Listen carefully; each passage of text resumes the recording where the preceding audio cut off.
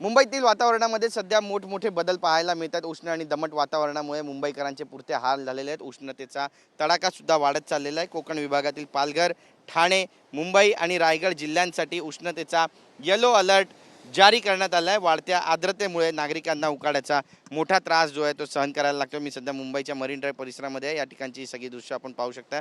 कशा पद्धतीची मुंबईची ही स्कायलाईन आहे ते देखील आपण पाहतोय।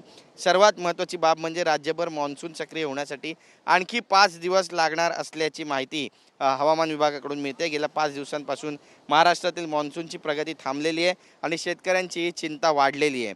हवामान विभागाच्या अंदाजानुसार देशाच्या उत्तरेकडील काही भागात मान्सूननं पुढील वाटचाल केली असली तरी महाराष्ट्रात त्याची गती जी आहे ती मंदावल्याचं पाहायला मिळते आणि हेच कारण आहे की मुंबईमध्ये सुद्धा मान्सून जो आहे तो आता लांबणीवर गेलेला आहे। त्यामुळे राज्यातील अनेक भागांमध्ये उष्ण आणि दमट वातावरण जे आहे ते कायम राहण्याची शक्यता वर्तवण्यात येते। 13 जून उलटलेला आहे।